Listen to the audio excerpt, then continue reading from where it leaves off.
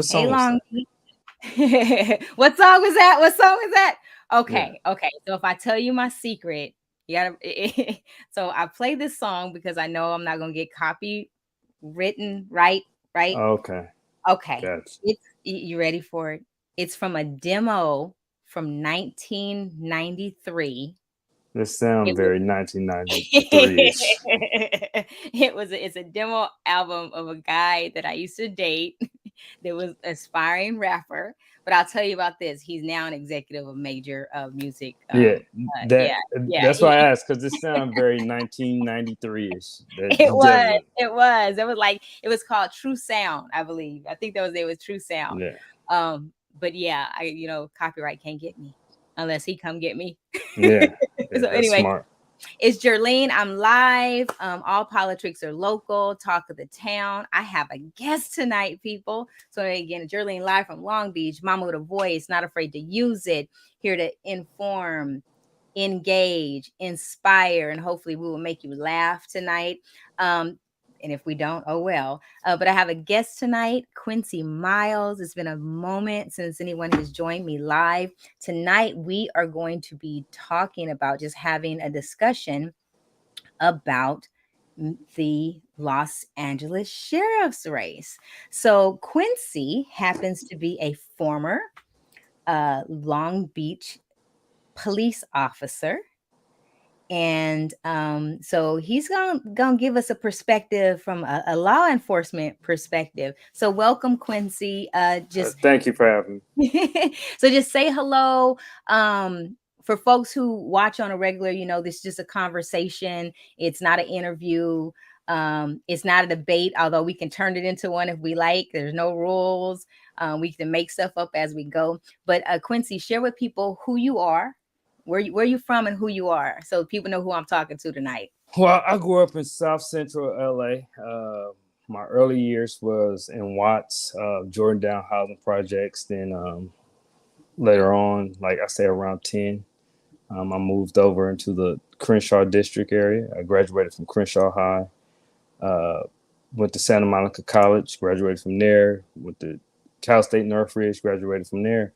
And then my very next day after graduating from college, I started the police academy for Long Beach PD. So I didn't even have time to celebrate my graduation.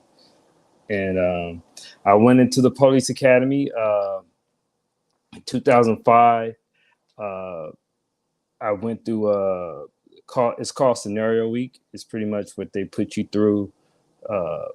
It's like a final exam in the police academy. I received conflicting information from two different instructors. You failed the same scenario twice. You fell out.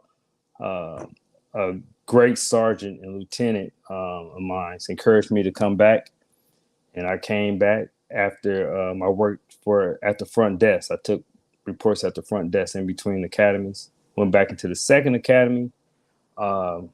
Career was going great until I ran into the guy who failed me out of my first academy later on in my career. And, some events, some things happened, some things that I didn't approve of that led me to file a racial discrimination complaint of harassment, hostile working environment. I just felt I spoke out about things I didn't like. And I also spoke out about my own situation. So after I filed the complaint, my very next work day, I was put on administrative leave, and that was my last day of working at Long Beach PD. One of the sergeants I complained against, I complained that he had sexual harassed my fiance at the time, and they allowed him to be my IA investigator on the charges that they eventually terminated me for and tried to hide it. But I have all the evidence and stuff to prove it. And so my life from that point on, I mean, because I was literally told that we're going to destroy your life and make sure you never cop again. That's pretty much what they tried to do since. So I had other friends and colleagues that went through the same thing, that filed complaints, were retaliated against, felt like they wasn't treated differently. And one of my good friends committed suicide. Uh, and so I just continue to just be outspoken because people tell us, especially in the Black community, don't do drugs, don't join gangs, go to school. and life is supposed to be great. And so many of us have done that. And then just so the name that our family, our community helped us to build, for Long Beach to take that away. Because let me tell you, once you fired as a cop, especially a black officer, you don't get second chances. And it's like, despite me being a college graduate or whatever, I'm basically treated like a felon. I can't get a job without somebody knowing somebody, pretty much. And there's many of us that's going through the same thing. So I've just constantly spoken out because somebody out there got to hear us.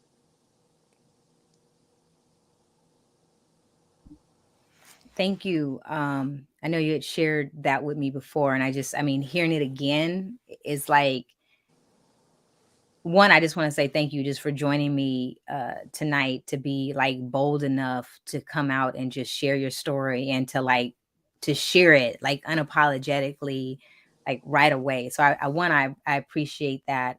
So folks who are listening, if you missed that part, you can always watch it a little bit later.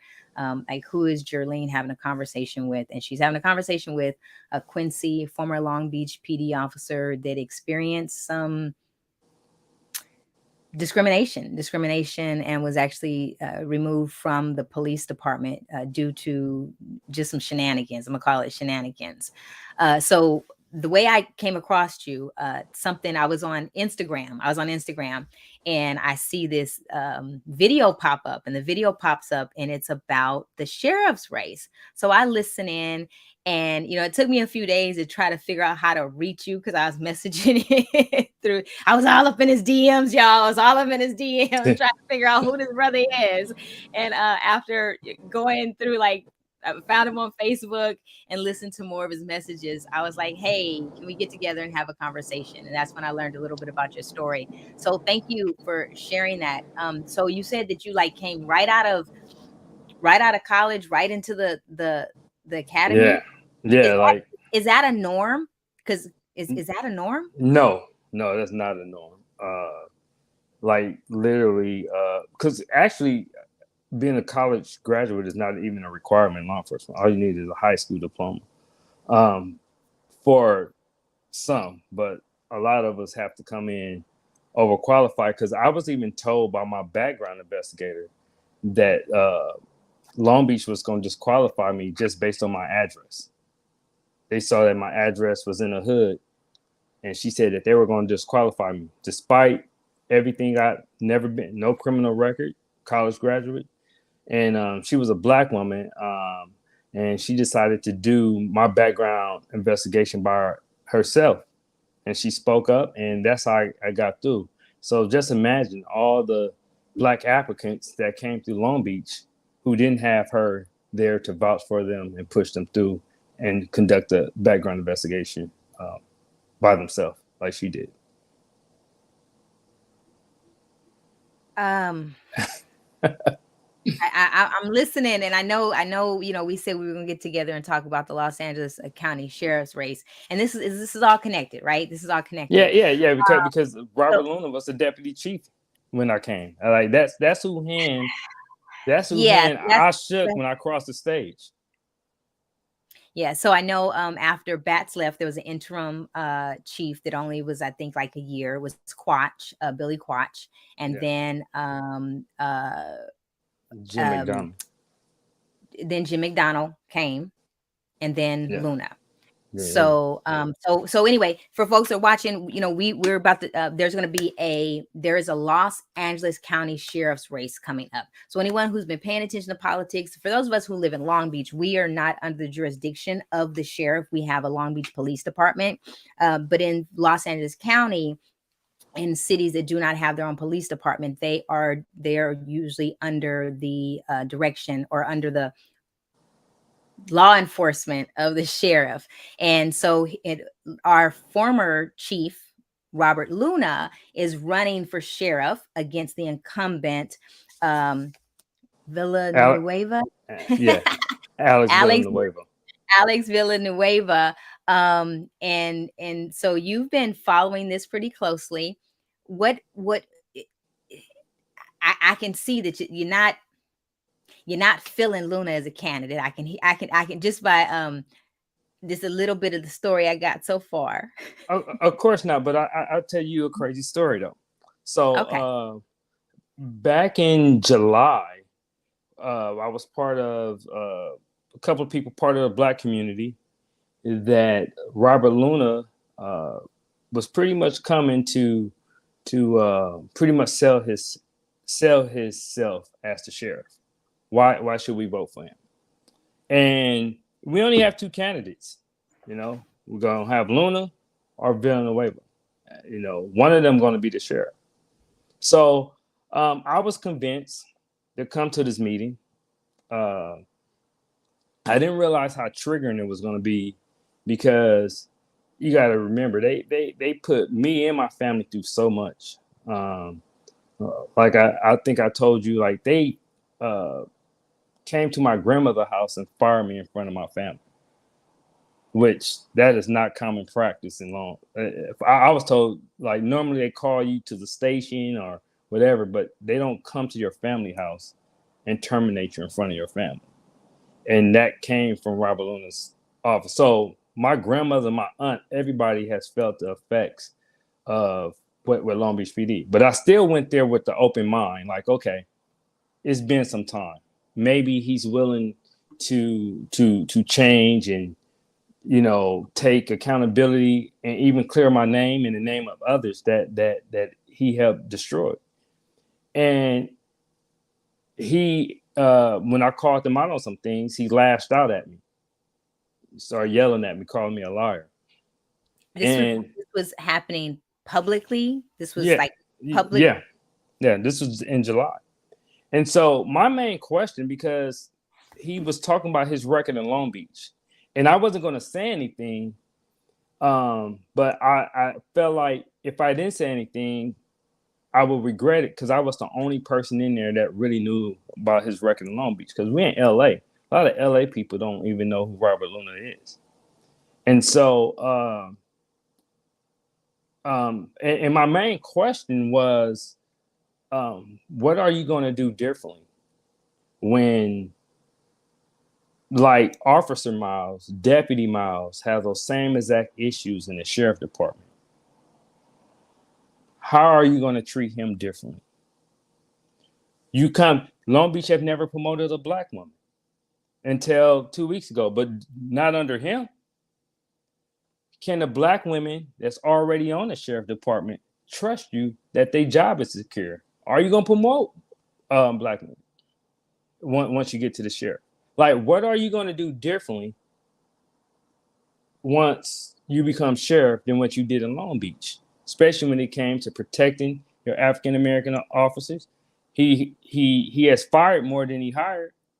And, it's only 4 Black women on the department right now out of 800 officers. So my question was, what are you going to do differently? And he couldn't give me an answer. And, so then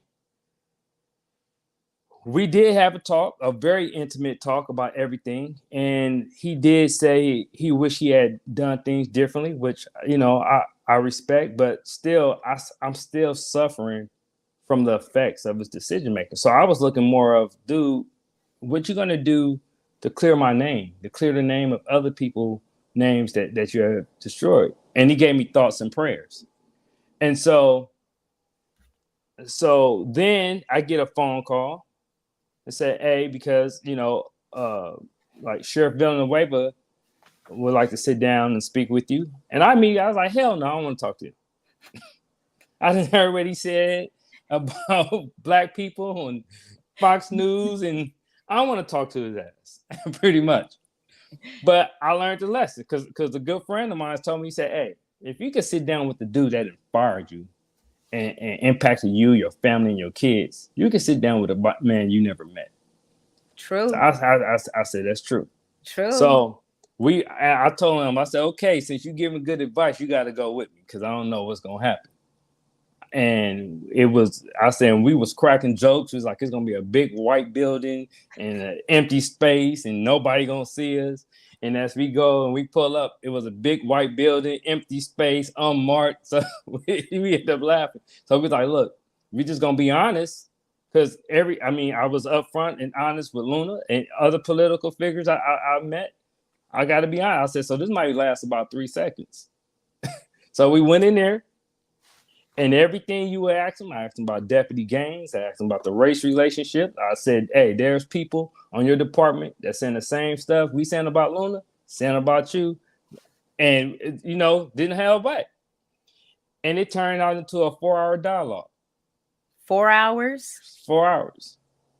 And you sat with someone for 4 hours that you didn't want to go sit with. Yes. Okay. That's what has changed my perspective. Like, at least give people the opportunity to talk with you. You know what? That is something that I myself have learned in this campaign season as well. Because I started, I have been, doing this commentary about politics. Well, my information is limited to the point of I'm only receiving it in small spaces, right? Yeah. Until I decided to go and talk to people and do the same thing. So that's pretty cool. So is that when you decided like you had something to say about this race? Well, first, because, I'm kind of like, we sat in the car, like, what just happened? We were supposed to be going in there to pretty much let the sheriff have it. And we came out with, he didn't come off like the person that I seen on TV. Okay. I was expecting, especially because we pushed him on. I basically expected him to act the way Luna did when I pressed him, like the yelling at me and stuff. You mean calling me a lie? You mean like, he didn't make those social media posts about you the next day? Yeah. That's what I expected. And so then we received another phone call that said, hey,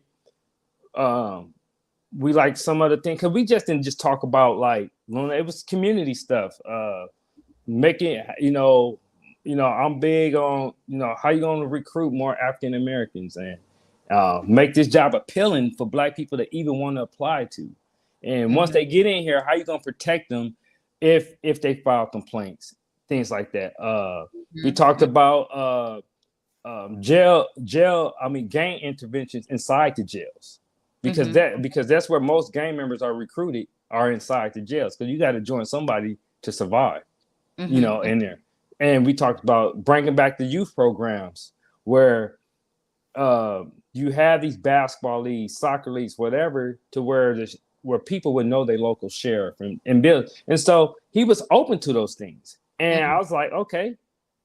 And then I went back. I asked, me and my friend, we went back, asked people in the community, like, what would you recommend the sheriff to do?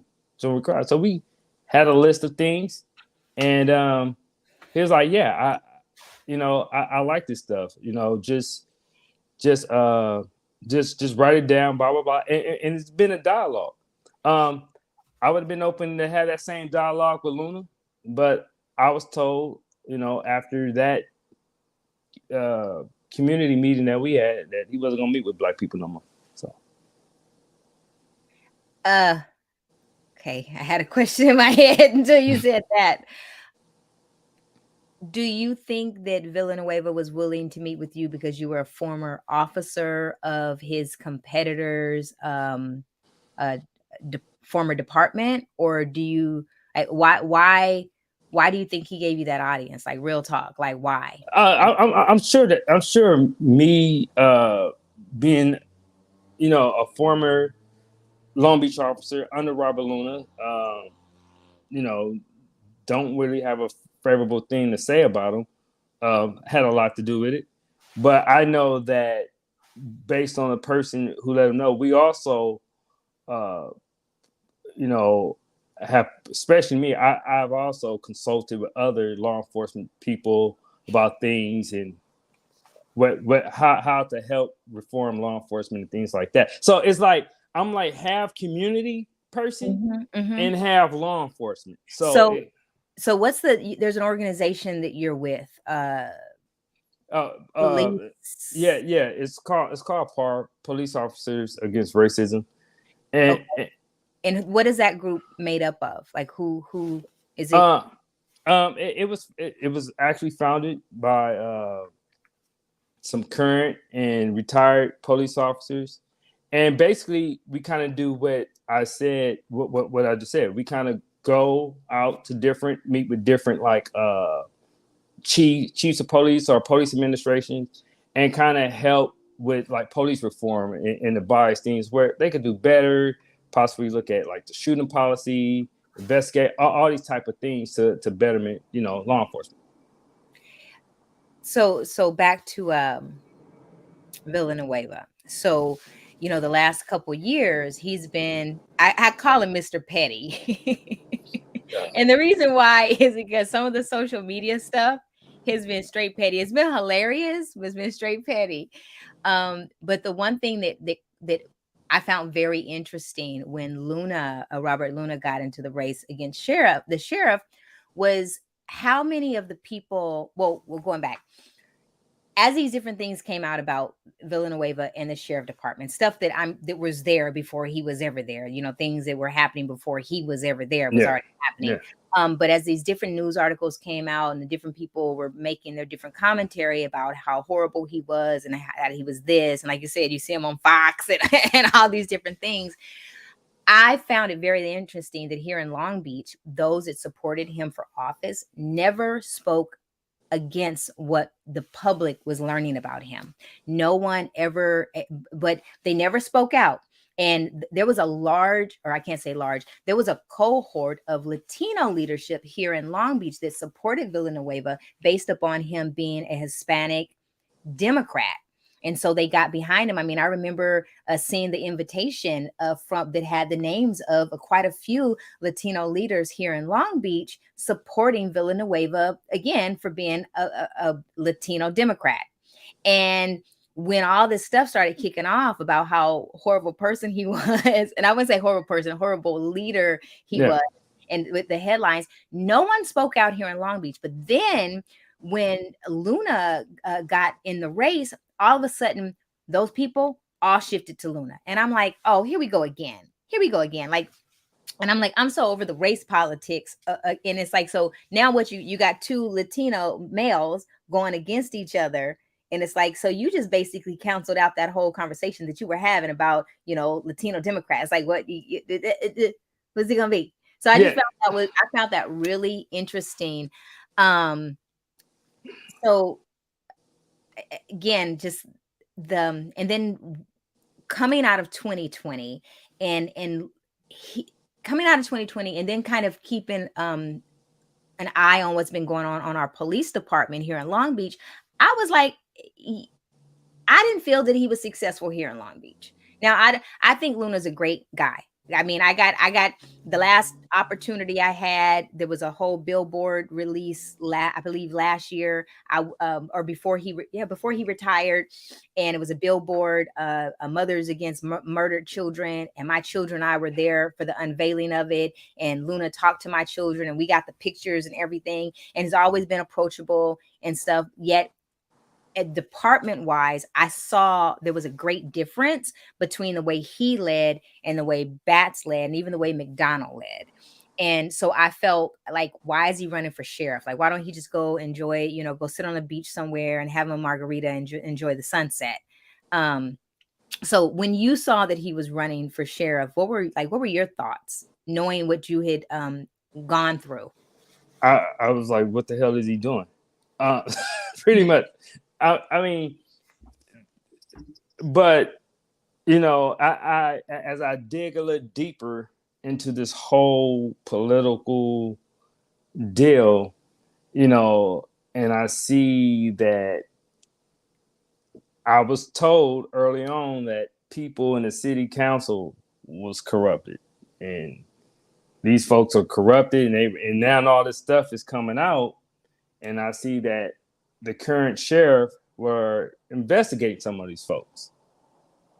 And I said, oh, that's the shakeup. And then you're talking about in Los Angeles, though. Yeah, in Los Angeles. And then, I've read articles about city council members getting into trouble in Long Beach, and folks saying that Luna covered it up. So, well, no, never mind. So I gotta live in this city. Yeah. 2 plus 2 is starting to equals 4. Or why? Well, no, we did. I mean, we had a city council member that was drinking and driving that was involved with it, and it kind of went away. And that person is kicking and thriving and all up in the local politics right now. Yeah, So yeah. And so yeah. and so when I see people who on certain boards that's not favorable of Villanueva, and then things come out, and it really starts to look like the whole narrative that they want him to be a puppet. It's kind of making sense. My main thing is this, whether and my biggest issue with this whole deal, especially with Black folks, I think we are the biggest victims when it comes to mis and disinformation during elections. And either people are misleading us with information, or they holding back information. And look, Villanueva is a big boy. He got an answer for his 3.5 years of leadership. He got an answer for it. I'm trying to figure out what has he done so bad in these 3.5 leadership to make people ignore 20 years of Luna's leadership. Like we, like we, Say like that again. Say I, that again. Say that again. I said, I'm trying to figure out what Villanueva has done in 3.5 years so bad that has made people ignore Luna's 20 years of leadership. And to the point where I think the hardest questions have came from me in that community meeting.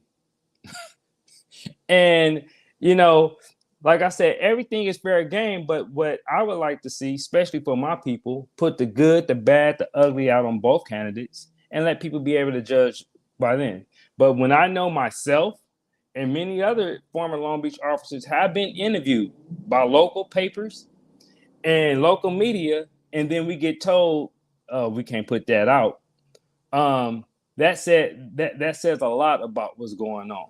And so I just think it's unfair whether you don't like a candidate or not. I think the information on both candidates should be put out there so people can make the right decision objectively.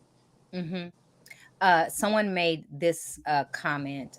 Luna wants more power. He's completely unqualified to be sheriff, but he's running against a horrible person, so it's lesser of the two evils. So I'm actually going to respond to that.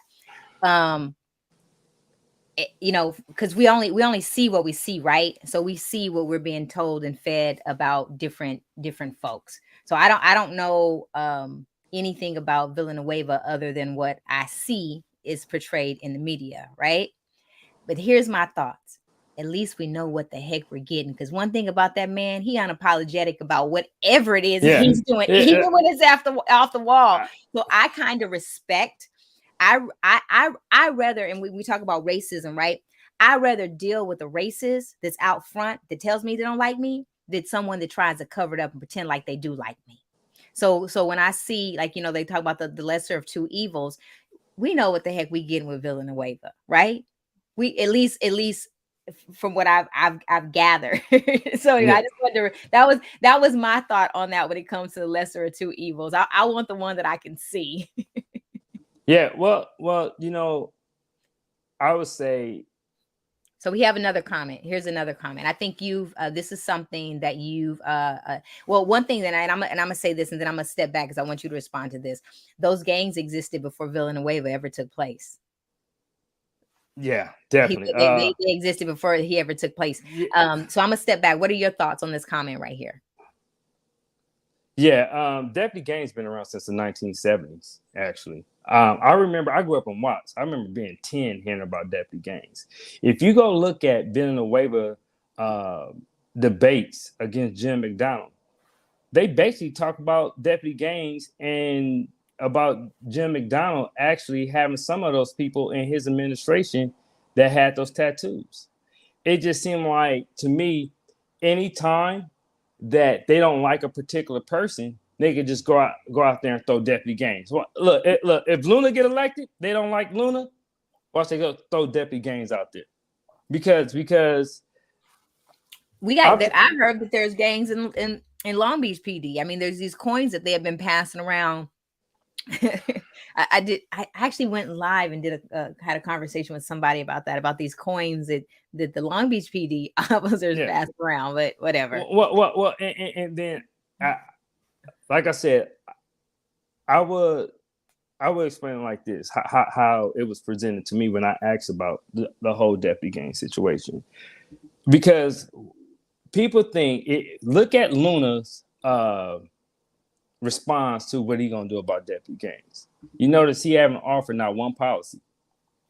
I've never seen a candidate get this far in an election without offering. I mean, at least Trump had the damn wall, but somebody get this far and not offer not one policy. And here's why: because Luna knows one thing he can't do is go into that sheriff department and just fire people because they got tattoos. It's fire people because they have tattoos. Because that's going to be a huge issue if he goes in there telling people to lift up their shirt to see their tattoos so he can fire them. So there's some legal there's some legal ramifications that's in there. Now, if you're talking about people who are actually committing crimes and things like that, you remember Sheriff Villanueva actually asked the FBI to come in there the beginning of last year. You already know the sheriff and FBI have no love lost. I mean, I think they indicted I think they indicted like 20 deputies in 2014, 2015, including the sheriff and the undersheriff.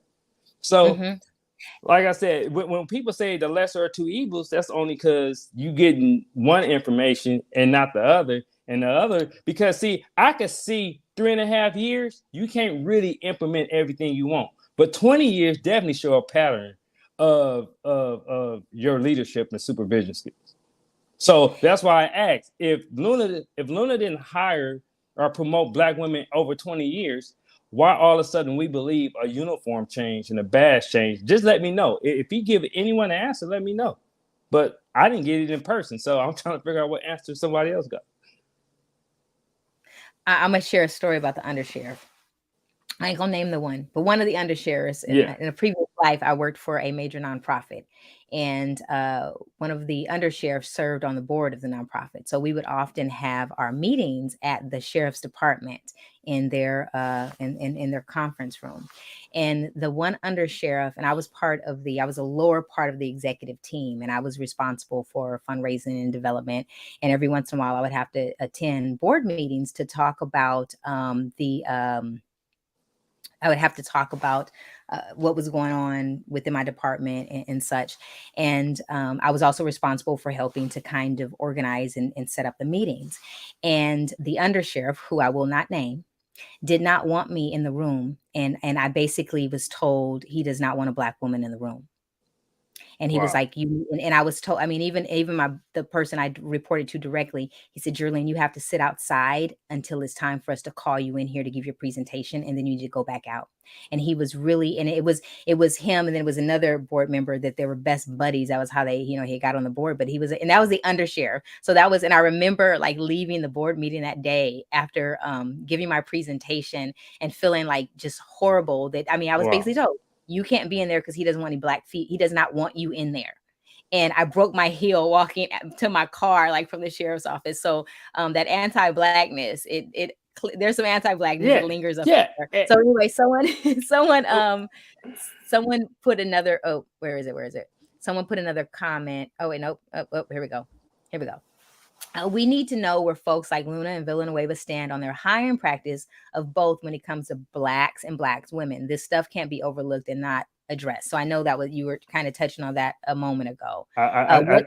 What did Villanueva, you said that you had a conversation with him about this. What were his thoughts or even is he talking about this in his campaign stuff or what? I mean, is this what he's still the sheriff. So I talked to him as like, this is stuff you could be working on and do now, because he still the sheriff. But the sheriff department, they have Black women as far as sergeants, lieutenants, captains. I think they even have a Black woman that's a chief. So, I mean, even LAPD, same thing. Only Long Beach, remember, Long Beach is the second biggest police department in LA County, they only got 4 black women on a department total. And so what he basically what he said before he came in, he said they basically was recruiting out of state. And before make sure you define Before Villanueva took Okay. over, he said he was they were recruiting out of state. Mhm. And he said that he stopped that and he's trying to recruit from inner cities. He said that there's a black woman, I can't remember her name, so she's a captain. And because she's from Compton and people wanted her in Compton, he placed her in Compton. And his goal is to try to place people in their neighborhoods because he feels because of the relationships that will automatically bring down, you know, a lot of the use of forces, officer involved shootings of that nature, because people would have they would know the person personally of who patrol in that area. And so what he said he was going to try to push for is to at least have his academies at least 15% African American. Now he can't make that a policy because that's going to be a civil rights issue. But look, at least that's something I could hold him to. If he don't do it, I'll come right back on this show and say this is what his ass said, and he didn't do what he said he was going to do. Did y'all hear that? Quincy is going to, if Villanueva is reelected and he does not keep his commitment to 15% of blacks on the force, Quincy's going to hold him to it. It can't be policy. Yeah. I mean, but at least I feel after talking to the 2 candidates, he gave me something to hold him accountable for. So if he doesn't do it, versus you talking to these generals, you know, basically, I think Luna is completely getting let off the hook by not being able to commit anything, because once he get into office and then he started doing stuff, there's nothing you can really hold him to, because nobody has held his feet to the fire to commit to some type of policies before he get in office. So when he get in there and he's not really able to address the deputy gains like he's been telling y'all he could possibly do because he won't commit to no type of policies, then he gonna say, well, I never said that, because nobody has made him commit to any policies before he has taken office. And that's all I've been asking for. I just want a fair race. I met with him, asked him the same questions. Any other politician I met, I've asked the same questions. Okay. That's it. Well, we are running up on time. We said we were trying to keep a little time limit. So folks are watching. I am joined. I was Jerlene in Long Beach. I'm joined with a Quincy, former LBPD officer that has a story of his own about his experience with the Long Beach PD. And we're just talking about the sheriff's race. Quincy's had an opportunity to be in direct communication with Villanueva and is sharing some insights that many of us don't have the opportunity or access to do. But something I do want to bring up right now, I just want to bring this up because we've mentioned it a couple times. Give me just a moment. Long Beach just promoted its first, and actually I'm gonna show the article that came out first. So let's see if I can bring this up. This is an article that was actually printed in the Beachcomber, written by Stephen Downing, and he talks about how Long Beach PD does not promote Black women. And then this was actually written in March of this year, and goes on about how, you know, they were showing different things on Facebook about, you know, Black History Month and different things. This is a great article. I'm actually going to just drop it over in the feed, so you can definitely click on it and check it out. But just, I believe last month, Long Beach PD promoted its first Black female officer in 135 years. 134 years.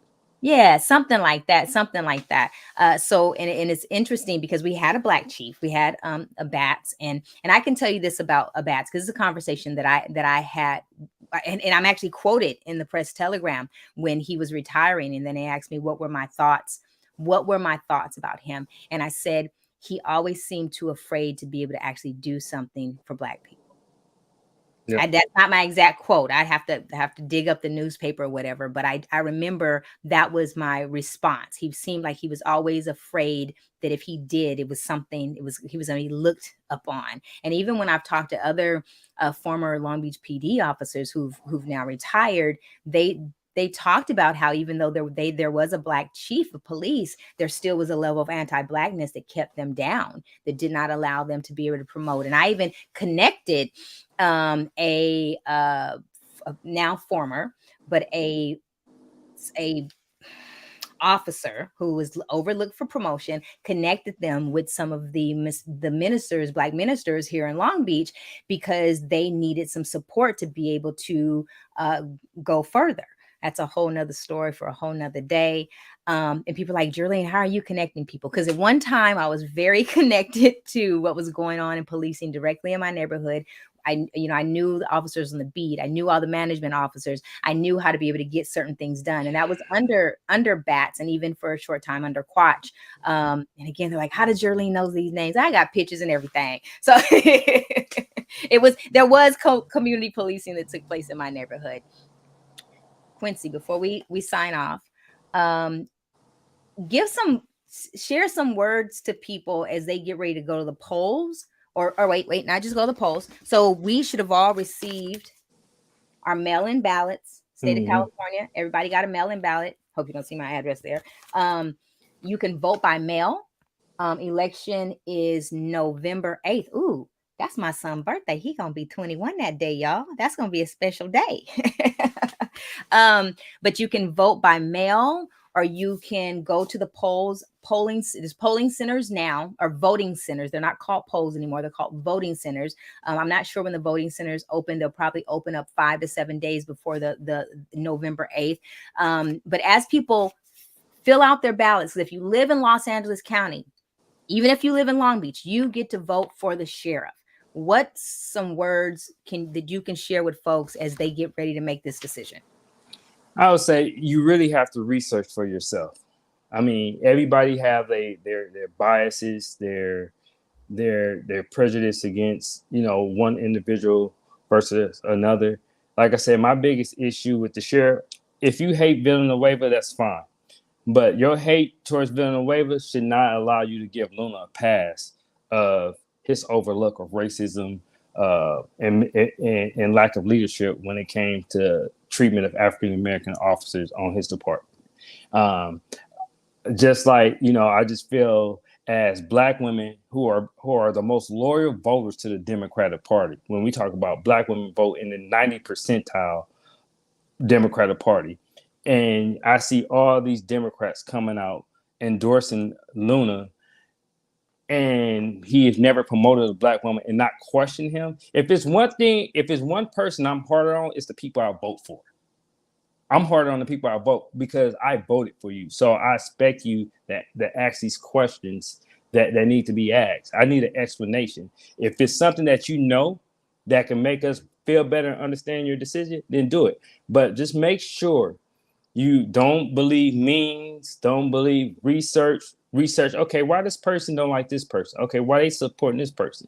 And then ask questions. Make sure you have all the information before you vote. And like I said, I don't tell people how to vote. I just want you to have all the info so you can make an objective decision. And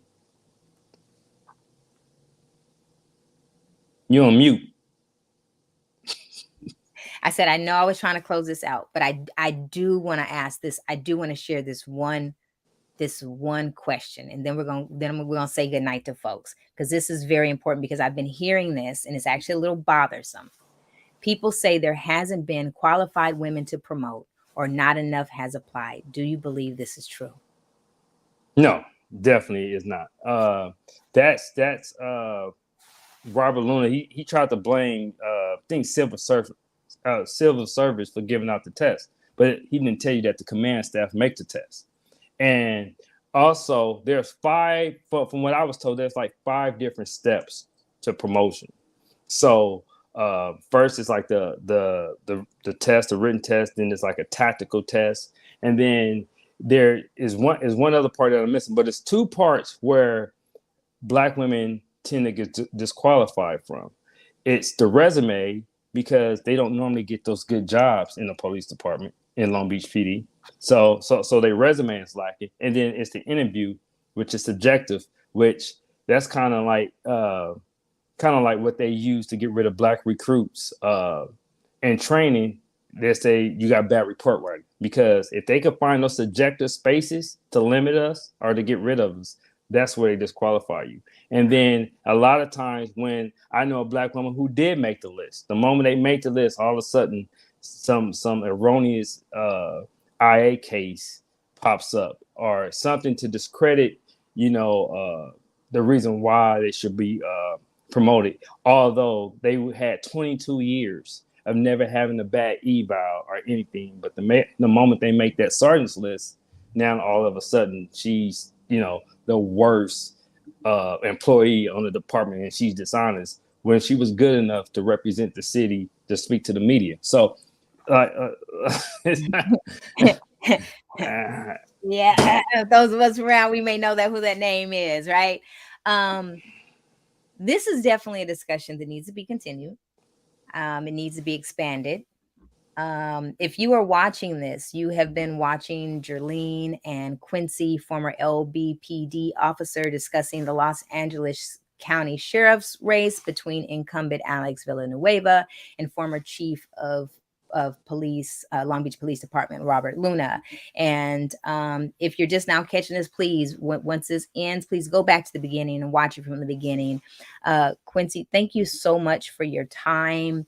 I want to do this again. I know we've had a couple other conversations about some other political things that I would love to hear your feedback on. Also, if you're watching this, please make sure you give a thumbs up. Let me know that you stopped by. If you don't like it, put it in the comments. Be like, I don't like that mess, but just let me know that you were here. Let me know that you stopped by. But please like, or react, share your thoughts, share this video with other people. It's about engaging, it's about informing, engaging, inspiring people to be part of the political process. And the only way we're going to be able to be a part of the political process is by being aware. We got to be aware. We have to know what's going on. Remember, you got your ballots in the mail. You can vote right now if you want, and you can go drop this off in a voter box tomorrow, or you can wait till November 8th.